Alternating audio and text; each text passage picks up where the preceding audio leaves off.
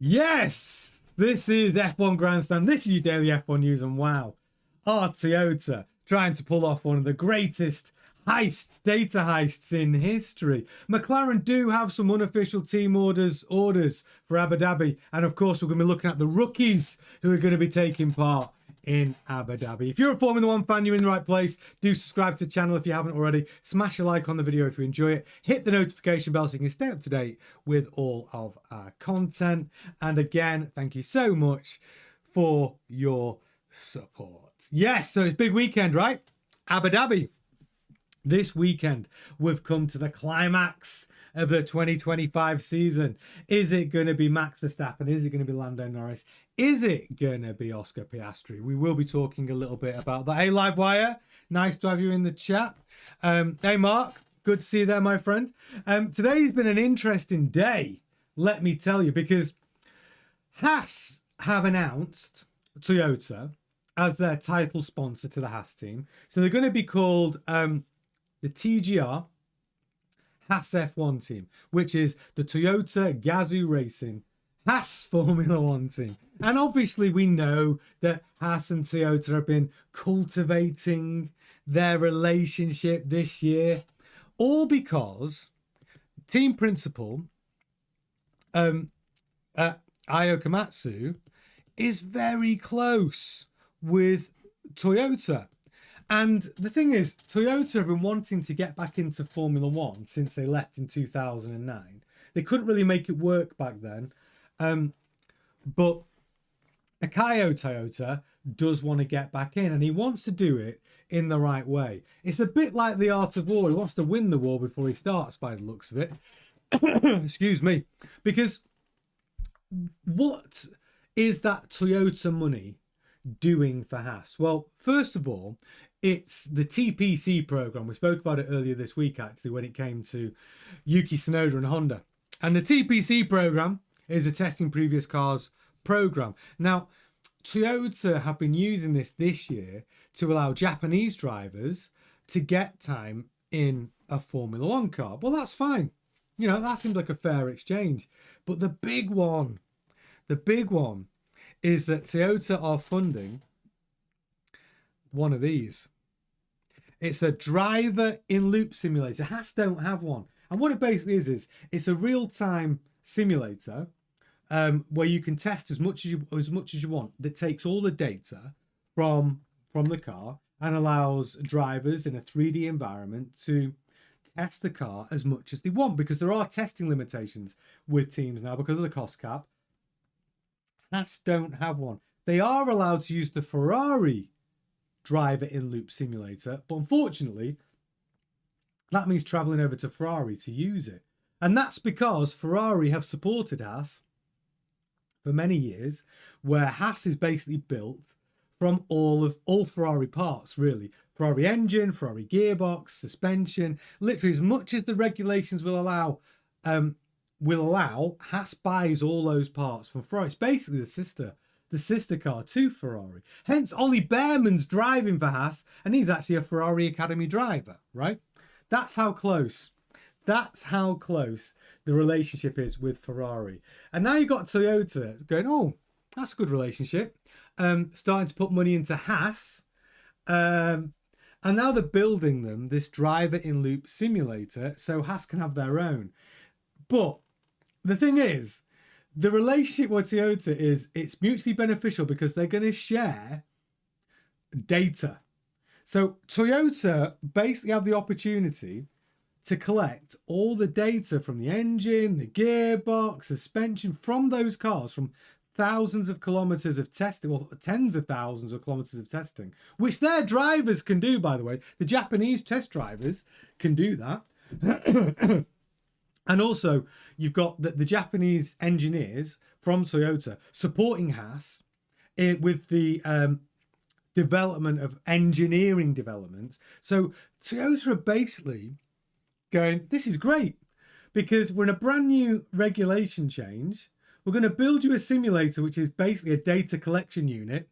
And then in 2028, when your deal with Ferrari runs out, we'll have collected all this data with the new power unit, They knew everything and this whole new regulation of cars. And then Toyota could, and I think they will, either become the works Toyota team, where they've had all this information they've basically stolen from Ferrari, because remember, Haas is 80% Ferrari, and then they're able to launch their own stuff, their own power unit, their own gearbox, their own whatever. So they've literally, from they've backdoored their way in, right, to Ferrari.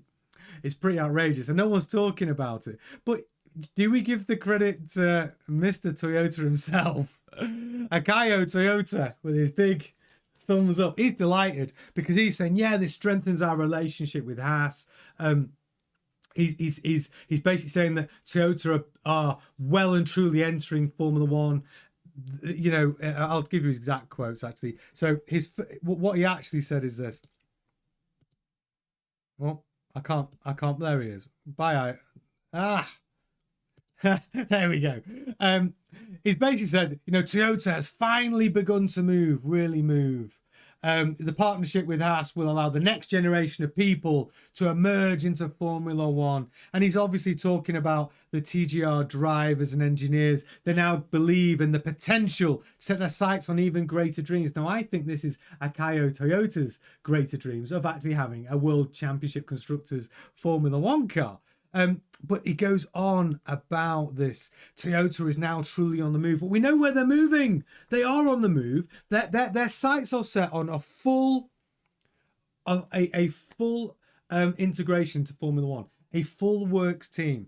But they're doing it in the cleverest way you can imagine, because they're just collecting all this data before they do it. And will they just, you know, buy Haas, which would be a great situation for Gene Haas, because when he had the opportunity to sell some of his shares to, say, Christian Horner, he was like, no, Horner, no, definitely not for sale. And that's because they've been working on this. The Haas value in the F1 team, which is the cheapest F1 team on the grid, bar none, is now going to go up and up and up and up and up. So Gene Haas is probably thinking, brilliant, do this for 3 years. Toyota come in as they're the title sponsor, but then they come in with the maybe power units. They become the works team. He sells his shares for what, 3 or 4 billion. So it could be a masterstroke by Gene Haas. But yeah, but no one's talking about it. Everyone's talking about this. Oh, congratulations, TGR Haas title sponsor. But no one's actually seeing what's actually going on. You know, they've already decided what the Toyota money is going to be spent on. You know, and it's data collection, a new driver and loop simulator, where his Japanese drivers will be doing a lot of that driving. So yeah, it's pretty wild, actually. I don't understand why Ferrari aren't panicking about it. Because maybe it's because Ferrari are basically so well, they've got their own problems, right? Ferrari are in trouble. They're trying to build their 26 car, their power unit. And the thing is, I saw a couple of your comments which made me laugh. I think Kyle said, well, why collective Ferrari data? That's, well, it's not the best thing, is it, basically? And it's true, because Ferrari, we don't know that Ferrari's power unit is going to be any good. But if it is good, then it is a shortcut. Basically, to get all of that development, all of that shortcut, so that helps them to enter the grid with, you know, a better power unit. It's like a massive head start, and the cost of it isn't going to be that much, is it? They basically only had to buy. Well, they have to support the TPC program, and they've bought a driver and loop simulator. I'm sure there's some other money involved as well, but it's a win-win. I mean, it's more of a win. I think it's a win for Toyota, because for Haas, because they need a driver and loop simulator, obviously, to compete. They do need that, but it's a massive win for Toyota, because all that data is going to be so valuable. And like I said, Haas is basically assisting to Ferrari, and they're using all the same bits, same parts. But no one's talking about it apart from us. But it's a crazy situation. I'm going to go to the chat. So we've got Eric, Mark, Crackeye. Yes, Crackeye, he's in there. Gemma, Queen of the Chats. Semma's up in Australia having a coffee. I'm having a little cup of tea as well. Yeah. So yeah, it's a wild time. And I think watch this space. But I just wonder, because Ferrari haven't said anything. They said something last year, by the way. Ferrari said they said when Haas announced the sort of minor involvement of Toyota they've had this year with the TPC program, Ferrari were a bit like, well, we're going to continue to support Haas like we always have done. We've got a great relationship, but they haven't said anything to this announcement.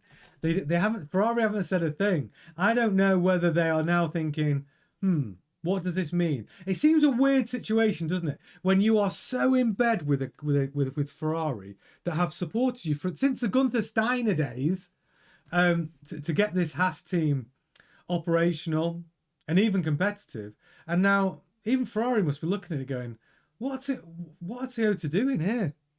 You know, what are they getting out of it? Well, now you know, Ferrari, and what are you going to do about it? I don't know, because, you know, the money they're getting from Haas, I suppose, is useful. But Ferrari do have billions. It's not like Ferrari are struggling for money, is it? I don't think they are. So, yeah, that's literally, I mean, we'll have to see. We'll have to see what Ferrari say, but I just think Ferrari have got bigger things to worry about. And I think everyone who says the same comments, I mean, you're stealing data off Ferrari at the wrong time, mate. It's not the Schumacher era. You know, you're stealing data from Ferrari when they're a mid-level team. You know, you probably should have tried to, it's a shame you haven't got to deal with Mercedes, maybe. But that's the situation anyway. So yeah, that's today's story. If you want to watch the full video, go into a bit more detail. It's an early video I posted today. Watch it after the stream, and you can get in the chat and tell me what you think. Mark says 007 style backdoor spies. Exactly, because if you're building a device which literally captures every bit of live data off a car, well, that data can be transmitted anywhere. So even if Ferrari say, hang on a minute, you know, yes, you can have this simulator, but that simulator is not allowed to send data, or, you know, Toyota can't get that data. If Toyota are basically delivering and building this simulator, they'll have ways of taking that data without anyone even knowing. Oh, thanks, Mark. You saw it. Good. I'm glad you liked the video. Yeah, it was a good one. It goes into more detail, but that's the thing. If they're literally building this simulator, you know, they're geniuses. They'll just be taking data before it even gets registered. It'll be like streamed data to Toyota HQ every time someone's on the simulator. Or even more interesting, I think it takes live data from the actual cars on track as well. So yeah, I think it's murky world, the murky world of F1.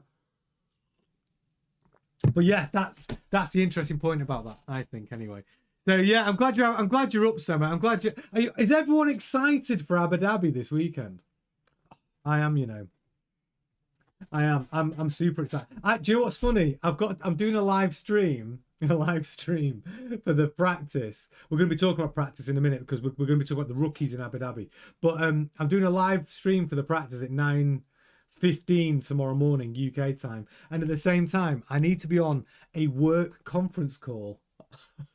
So I'll be having an AirPod in, listening. I'll be just listening with it on the background whilst I'm streaming. So if you do see my AirPod in tomorrow morning, that's what I'm doing.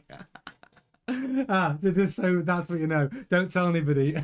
But that's what we're going to be doing. So yeah, speaking of Abu Dhabi. So we'll start with, we'll go with the McLaren team orders, non-team orders, if that makes sense. So it comes down to this. Let me just pull up this graphic for you. Here we go. So Max Verstappen's path to the championship and Piastri's path to the championship. So McLaren have said there are no team orders for Abu Dhabi, but there's a caveat. They can change their mind during the race, within the race, and under certain situations. Can I get my words out? Under certain situations, such as if Max is winning and Lando is, according to this, fourth or lower, and Piastri is in front of him, they could ask Piastri to give up that place so Max doesn't win the championship and Lando does. Now, what do you think about that? Would you do it? So let me give you the scenario. So if you look on the graphic, Verstappen's path to victory. If Verstappen is in first place and Lando Norris is in fifth and Oscar Piastri say in third, McLaren, because that would mean Max Verstappen wins the World Drivers' Championship. McLaren could make the decision, or would make the decision in the race to say, Oscar, I know you're holding third. We need you to slow down and let Piastri through. If Piastri say fifth, and if Lando Norris is fifth and Piastri's running in third, and let's say Kimi Antonelli's fourth, that would basically mean that Piastri would have to let Antonelli and Lando through, so Lando could finish fourth. It's that situation. The only caveat is Max cannot win the championship. So what they're basically saying with that is that, yes, if Max is winning the Grand Prix and Oscar is second, so this is how it can play out. Max could be first, right? Oscar could be second on track. Lando Norris could be fifth. They could effectively say to Piastri, pull over, let 3 cars past you to allow Lando Norris to get fourth, so he wins the World Drivers' Championship. Here's my question. Do you think Oscar Piastri would do that? Do you think he'd give up a podium to allow Lando Norris to win the World Drivers' Championship after the major cock-up the team did last weekend in Qatar, which cost him a win? That's my question to the chat. Because even if the team do order that, would he do it? Let's just think about it. You're running second place. Abu Dhabi, Norris is in fifth. It would require letting 3 cars past you so Norris could win the World Drivers' Championship. I mean, would you do it? Would you do it? I don't think I would. If I was, here's my truth, because maybe I've got what it takes to be a racing driver because I'm selfish. But if I'm gonna get P2 and my teammate is at a stinker and is in P5, am I gonna just give up my podium and finish fifth to allow Norris to finish fourth so he wins the World Drivers' Championship? I think I'd probably do this if it was me and that was my situation. I'd probably be on the team radio going, this is going to cost you. If you want me to give up that space, I'd have my lawyer ready to do a deal with Zach Brown. I want 10 million. 10 million to give up this place. 10 million and you can buy the World Drivers' Championship. Lando can buy it off me for 10 million. I think I'd be like negotiating. Sema says, I'd unplug my radio. Yeah, exactly. So Mark says, did you see the press conference with the top 3? Pretty chilled, but awake tensions at times, especially in Oscar's eyes. Oscar must be furious about Qatar because that was his win, wasn't it? The team messed up. The team was so worried about stacking the cars in that pit stop and Lando losing a couple of places that he made them both lose 25 seconds to everybody. That is just insanity. That is it's just crazy, absolutely crazy. And it's Oscar that lost out. Well, they both lost out from that situation. I mean, seriously, both lost out. And also, Lando Norris could have still won the championship in Qatar if they'd pitted them both at the same time. They both gave up 25 seconds. Crazy. So, if you're Oscar Piastri going into Abu Dhabi this weekend, and that's the situation, because that situation actually could be a situation that we see. Would you do it? I mean, would you do it? Yeah, Crackite says, I'll tell Piastri the situation, but leave it with him to decide.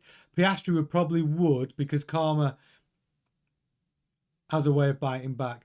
I think Piastri. I think Piastri's. I think he'd do what he's asked. I do. I think he'd fight it. I think he'd be furious about it, and he'd be like, but if he did it, they'd have to give him some incredibly big bonus, like multiple millions, or McLaren have to build him the sickest special edition McLaren road car you've ever seen. But yeah, I don't know.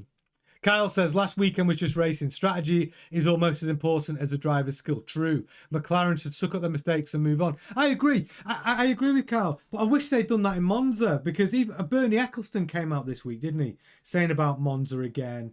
Saying, you know, that the pit stop incident was just racing. There is no way Oscar should have inverted and given Lando that position back on track. And I believe that as well. I believe it was just racing. And I believe this weekend it was a bad racing decision by McLaren. But I think they made but why did they make the bad racing decision? They made the bad racing decision because they are trying so hard to be fair. Or in this case, they were trying so hard because Oscar was in front. Because I think, hear me out. If it was Lando in P1 and Oscar was in P2, would they have made the same decision? I don't think they would. If Lando was in P1, I think they would have they wouldn't have even hesitated with stacking the cars and bringing Lando into pit under the safety car, lap 7. I think they would have done it. I don't know what their response to that is, that they wouldn't, but I actually think they would. I actually think they would have made a different decision. That's what I think. So yeah, so Oscar could be in a situation where Lando's world championship is in his hands, and it wouldn't surprise me. It wouldn't surprise me. Kyle says, last weekend was great. Ego will be McLaren's downfall. DT, if Lando was having a shit race, that's on him. Don't change your own race for him. Just my feelings. Ooh. Me and DT feeling the same. I do think he would. I do think Piastri lets him go. But those are really the only team orders are during the race. If Max is winning, then there could be instructions to Oscar to allow Lando through if it means Lando wins the World Drivers' Championship. Oh, I can feel drama brewing though. I can feel that this weekend is going to be, I could just feel it getting more and more exciting because anything can happen, honestly. I've got a feeling, I mean, I told you my predictions yesterday, but I've got a feeling we're going to see someone like Lance Stroll. And I don't know why I'm picking on Lance. I do know why I'm picking on Lance Stroll here, because imagine if he has a good qualifying performance. I think Lance Stroll's checked out anyway. I think he doesn't give a shit about this season. But let's say he qualifies P9, he just guns it down the inside into turn 1. Takes out 4 cars. Like, or Yuki, who's lost his drive and he's like, balls to the wall. Let's see what I can do. You know, you can just see someone making out. Liam Lawson, another one. We're going to be talking about him actually in a little bit. Liam Lawson, you know, he's prone to an error or two. Colapinto. You could just see it. You can just see something massive happening on the first lap. Oh, I know, Kyle. Don't. So Kyle says, how bad is Monza going to be if how bad is Monza going to suck if Oscar loses to Lando by 1 point? Oh God, that will bring it all back up again, 100%. Sema says it's going to be a nail biter. Yeah, I can't wait. I'm here for it. But let's speak about the rookies. We've got a lot of rookies taking part in FP1. Let me pull up my little graphic. So that's our graphic of our rookies. So we've got, so obviously Arvid Lindblad, he is going to be in Yuki's car, I think. Let me just check. I think he's in Yuki's car. No, he's going to replace Isaac Hadjar, sorry. So Arvid Lindblad's going to be driving the Racing Bulls car in FP1. He's going to be driving Isaac's car. So we saw him in the Red Bull earlier this year, Silverstone. It was really good. Obviously, Arvid Lindblad's going to be in the Racing Bulls car next year. So it kind of makes sense because every single F1 team needs to give up 4 FP1s per season. That's 2 FP1 sessions per driver. So Isaac's given up his FP1 for Arvid Lindblad. It's going to be interesting to see how he does in the Racing Bulls. He was quick in the Red Bull. Oscar Piastri has got to give up his FP1. He's the only World Driver Championship contender who's having to give up his FP1 in Abu Dhabi, and he's doing that for Wood. So I don't know. He's quite quick. Wood's been quick in IndyCar, so let's see. Let's see how he gets on. Everyone was going on about this guy, saying that he's the next big thing, but it's a bit different, isn't it, when you're driving a Formula One car? So we'll see. We'll see. Because I mean, it was the IndyCar's runner-up, but I'm just not sure that IndyCar drivers always do that well in Formula One. I mean, I know everyone can say, well, Mario Andretti. Well, yeah, but that was 1978. I can't really think of an IndyCar driver who's come to Formula One and done brilliantly. But anyway, Pato O'Ward will be driving Oscar Piastri's car. We've also got, oh, no, I like this guy, Ayumu Iwasa. He is going to be taking part to replace Liam Lawson. Fast driver. He was the champion of the Super Formula. He's a Super Formula champion. Fast driver, good driver. Be interested to see how he does. Now, you know the name, Leclerc. So Arthur Leclerc will join his brother Charles Leclerc in the Ferrari, in Lewis Hamilton's Ferrari. So we're going to have the Leclerc brothers in FP1. So he's been racing the GT World Challenge Europe with AF Corsa. So that'll be interesting to see how Arthur does. Is he as quick as Charles? Well, we don't know. Unfortunately for Arthur, that Ferrari is not good fun to drive, is it? So it'll be interesting to see how he does. But they'll be out on track same time as Charles. So that's nice. That's a nice moment. Aston Martin are running 2 rookies. They've got Jack Crawford, obviously American driver. I actually thought he was going to be joining Cadillac as a reserve driver because Cadillac offered him a contract. I thought he was going to sign it and he didn't, and he signed for Aston Martin as their reserve driver. So I got that one completely wrong. But Cadillac did give him a contract. I think he'll drive for Cadillac though. I think you'll see Jack Crawford drive. But if he doesn't end up driving for Aston Martin, I think he will end up driving for Cadillac. American driver, quick. He's won some races in F2. And also, who else is joining? It's going to be, oh yeah, I don't know how to pronounce his name. Is it Cian Shields or it's spelled Cian Shields? I don't know much about him, but he's going to be running the Aston Martin as well in Fernando Alonso's car. Also from Formula 2, Luke Browning is going to be driving a Williams in FP1. We've seen him actually before. He's quick. He is quick. He's a good. He was actually in contention to win F2 this year. He's quick. I think he'll be in Formula 1 before we know it. Probably in a Williams one day. Paul Aaron, who we all know, making his 5th FP1 appearance. He's going to replace Pierre Gasly in the Alpine. Paul Aaron's just knocking on the door for a drive, though, isn't he? He was very close to getting the drive for Alpine instead of Franco Colapinto, but he is right knocking on the door for a drive. But next year, there's only one rookie, only one new driver coming into Formula One next year, and that's Arvid Lindblad. Ryo Hirawaka, the Japanese driver, he is driving for Haas. He is replacing, is it Behrman? I think he's replacing. Yeah, I think he's in for Behrman. So yeah, but Hirawaka, the reason why he's interesting is because that's one of the drivers that Toyota backs in a massive way. He's quick. He's quick. So those are your rookies. And yeah, it's gonna be interesting. I like seeing the rookies out in FP1 because sometimes you get a surprise. And the thing about Arvid Lindblad was that when we were watching FP1 together, I think it was Silverstone, he was really quick. He got in the Red Bull and he was as quick, if not quicker than Yuki. But that's why he's got his drive for next season.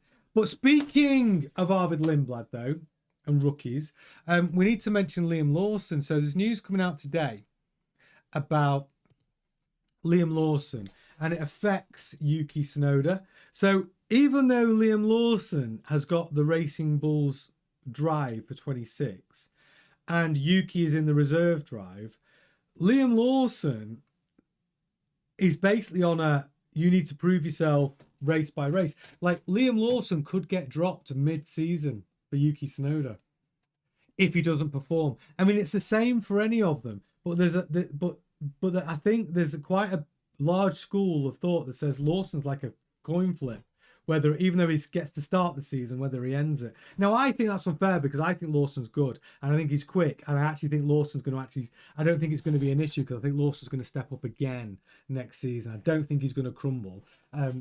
I mean, they are brand new cars. It's a brand new regulation era, so something could happen, but I don't think that we're going to be too surprised. But that's something that people are saying. I don't know whether they're just saying to keep Yuki motivated in that reserve test driver role, but yeah, I'm going to get the chat. So McLaren not impressed with Oscar. Why give his FP1 sitting away for the final race? Yeah, the thing is, Summer, they book these things in. That they allocate these times ages in advance, and each driver does have to do 2. Lando's already done 2. Oscar is the only one with each team has to give up 4 FP1s. So yeah, it is annoying. Yes, Emma, we're almost at 4K. We're nearly at 4K. I'd love to get to 4K by the end. 4K subs by the end of the season. That'd be bloody brilliant. Kyle says, even better, Hamilton wrecks Lando and gets a safety car. Hamilton pits for softs and passes Max for P1, Max, and then Max P2, Oscar P3, Lando DNF, Max is world driver champion. Hey, I'd take that. You got to remember, Lewis Hamilton's won more times here than any other driver. I think he's won here 5 times.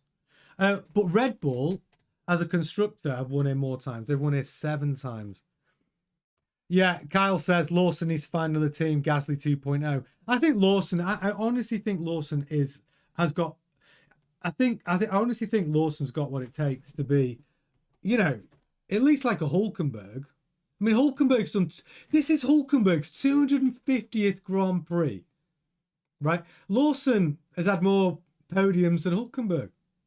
I think, well, no, the same. They've had the same. They've had 1 each. But Hulkenberg took, over 200 Grand Prix together. But yeah, I like Kyle's prediction. It could all happen. Yeah, it could. Me and Lawson will be out then, dirty. Yeah, look, the thing is with Lawson is that I just think he splits the camp a little bit. But everyone agrees he's quick. But I think everyone sort of agrees also that he's got such an aggressive style that he's prone to a mistake. He'll push. But once he finds that line of, because you need a driver to push. Nobody wants an F1 driver that doesn't have that aggression in them, do they? What's the point? So Lawson is like a rough diamond. But if he doesn't quite get polished up next season, then yeah, Yuki's basically there to step in, and Lawson could get demoted to reserve driver, because that's the way their contracts work at Red Bull. It's a strange way of working when you've got 4 seats available, and they shouldn't have 4. And let's be honest, they shouldn't have 4 seats on the grid anyway. It's outrageous that one operator's running 4 cars effectively on the grid. How is that right that you can influence a race in that way? And I keep saying it. No one's talking about what Racing Bulls could actually do this weekend to affect the outcome of the race. I mean, they couldn't they? They definitely. Imagine if that's the deal. Imagine if they said to Lawson, because Lawson's got more of a chance of qualifying higher than Yuki, and said, right, Lawson, if you can qualify like P6, P7, first corner, if you cause carnage, and if you, because Lawson's got a mistake in him, we'll give you your drive for Racing Bulls next season. And Lawson's gone, all right, Helmut Marko. All right, boss, I'll do that for you. You secure my drive. I will go and ruin my reputation even further by taking out Lando first corner, lap 1. Oh, the chat would go crazy if that happens. The chat would go crazy. But yeah, I can never put it past. The Dark Lord's got some moves, I think. Helmut Marko, you never know what he's going to come up with. But you never know, do you? You never know. But yeah, Liam is under threat. But I wanted to quickly talk about Adrian Newey as well. So Adrian Newey has appointed a COO over at Aston Martin. It's his first hire as team principal. Interesting that he's a COO. So he's recruited Paul Field as their chief operating officer. Now, Field used to work as the head of production, supply chain, and logistics at Red Bull. So it's one of his old Red Bull pals. And this is what they're saying. It's an intriguing change that indicates Newey's desire to replicate the Red Bull model at Aston Martin. And the best way to do that is to get the old band back together. Q, Horner, CEO. Well, yeah. So isn't that's interesting? That again. So Adrian Newey has filled the COO role at Aston Martin, yet the CEO role is still available, and he's gone and nicked Paul Fields from Red Bull. Another Newey hire. And the other thing that Adrian Newey's been saying as well is that he's not going to do half of the things that a team principal is supposed to do. Like, he's not interested in doing interviews. He's not interested in doing anything that's frivolous, right? And Mike Crack is going to do it. The ex team principal. It gets weirder. So Newey's going to run the team from a decisions, technical driving point of view, personnel point of view, literally the entire direction of the team, car and race weekends. Yet the stuff he doesn't want to do, Crack's going to be doing it. It's almost like you're telling us that Horner's still in with a chance, because that's all the stuff that Horner was great at and loved doing. And then to bring in Paul Fields again from Red Bull. I don't know. I don't know what you think about this chat, but it all seems like there's more and more reason to believe that the old band's getting back together at Red Bull. Mark says he'd hate to drive for the RB program. Hey, Olin, nice to have you in the chat, my friend. I think, excuse me, the RB program would be, if I was a young driver coming through, the best thing about the RB program is I think it's fully funded for some drivers. So if you haven't got rich parents and things like that, I think you get a chance. I think you get a chance to sort of progress into Formula One if you're quick enough. But I think that's the best thing about the program. But yeah, what happens to the drivers when they're in seats? It's never comfortable unless you're Max Verstappen, is it? Orlin says, for me, Lawson does not have the quality to stay in F1. We can give him another season. However, without Marco, he would have accumulated enough points to be banned from 2 races this year. Yeah, and you're right. I know what you're saying. It's his aggressive driving style, and he makes mistakes, but it is his rookie year, and that's why I agree with what you said there about one more season. I think Lawson gets one more bite of the cherry. If next season he doesn't show more control and restraint from that sort of tempestuous bad decision making, which can cause catastrophic results in a Grand Prix and possibly dangerous driving, I think he has one more season to show that he can manage the fire inside him. And if he can do that, then he can channel that fiery, tempestuous nature and could become a very good driver. That's what I think. And yeah, Mark, heading towards Horner, I know it's just getting more and more weird. I just think that was a weird appointment. COO, there's one C-suite job left, and it's CEO, and they're not giving it anybody yet. I don't know. I think it's suspicious. I do. I think it's suspicious. And by the way, while we're speaking of Christian Horner, a little bit of bad news for Horner in some ways. Do you know I told you about Horner was very close to completing the purchase of the 24% of Alpine, which was being sold. Well, let me just remind you. Let me just pull it up. So Christian Horner was after the 24% stake that Otro Capital are in control of. Now, Otro Capital are a financial investment firm which are made up of basically A-list celebrities, sports stars from Ryan Reynolds, Deadpool, through to football stars like Trent Alexander-Arnold, and loads of others, Juan Mata.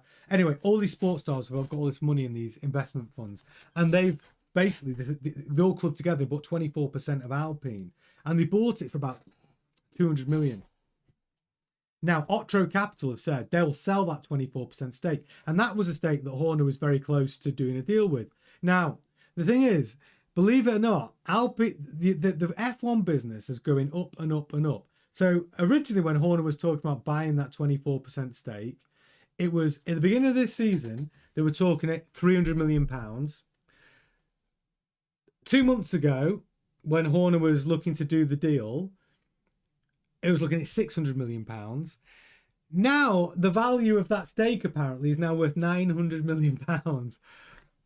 I mean, what? How can F1 teams' valuations be going up that much, month by month by month?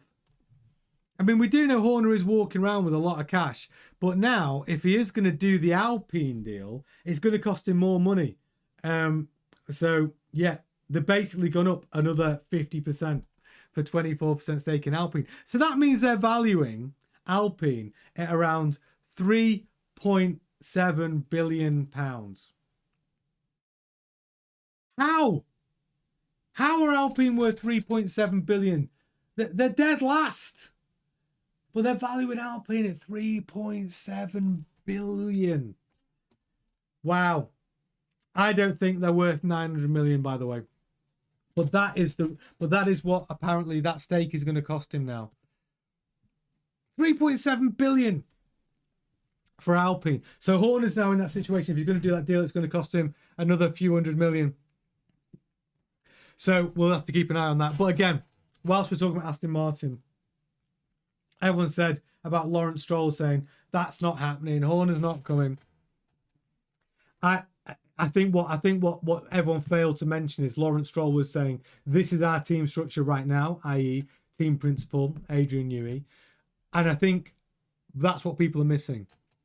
Everything's only for now in this moment. I think Horner's still very much in the frame. But if it is Alpine he ends up going to, it's going to be 900 million for that 24% capital, that 24% stake in Alpine. But here's the other thing: because the valuations for F1 teams are going up so much, Horner's best option now is to secure the 12th license from the FIA, because it's looking a right bargain. The 12th license, if FIA approve your application to be the 12th team on the grid, will cost you $500 million. That's for the license. After that, it's up to you to deliver a team.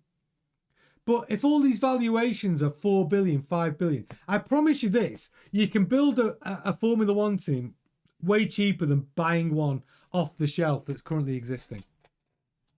If Alpine are valuing themselves at 3.7 billion, if I was Horner, I'd be like, do you know what?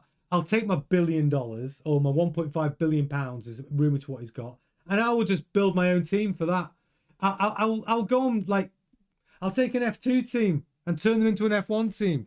You know, don't forget Horner's still got that contract in place where any of the Red Bull staff, they have the Horner clause that he's able to go and steal. He's able to legitimately take people from Red Bull, because they all signed contracts with the Horner clause, which said if Horner leaves and goes to another team, that they're allowed to go with him. It was called the Horner clause. So there's all these key personnel, experts at Red Bull Racing that could leave under the Horner clause without penalty. And without Horner's new team having to pay a penalty. Yeah, Google it. The Horner clause in the Red Bull contract. It's a real thing.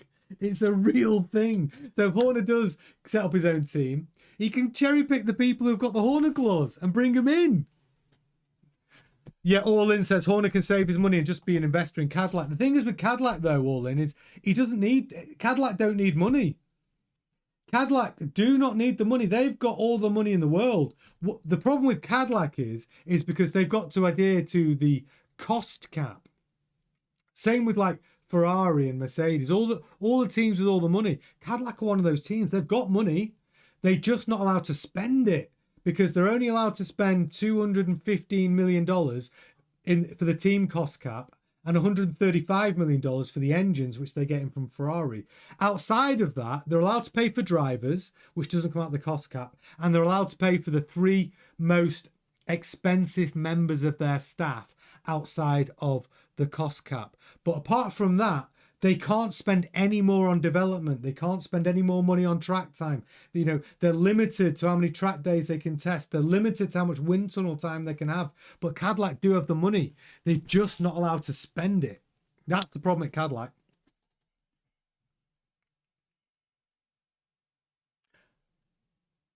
Oh, I see what you're saying, Olin. Oh, you're saying Horner could just make money by investing on Cadillac and stay at home. Yeah, that's the thing with Horner. Horner's got enough money to live out the rest of his life quite happily. It's not about the money for Horner, is it? Horner, like, he's just got paid $100 million. I mean, honestly, he's got enough money. He's married to a Spice Girl as well, isn't he? Jerry Halliwell. Between the two of them, they've got plenty of money. Horner doesn't care about the money. He wants to be in the fight. He wants to be... And I also think it gives him purpose. Horner is ego. And that ego's driven him to some big successes, but it also drives him to the fact that he hates not being on the grid. He needs to be competing and he needs to be winning. I actually think he'd do it for free. But it's his ego, by the way, that drives him to his decision where he wants shares in a team. Yes, he makes tons of money, but he wants to be. He believes that his value, because of his success, warrants team ownership role, and he's right. It is right. But you've also got to remember as well, but you cannot rule out Horner with the left field one. Like Ferrari have given Fred 5 races, don't forget. I don't know if you've watched my video. Ferrari 5 races for Fred.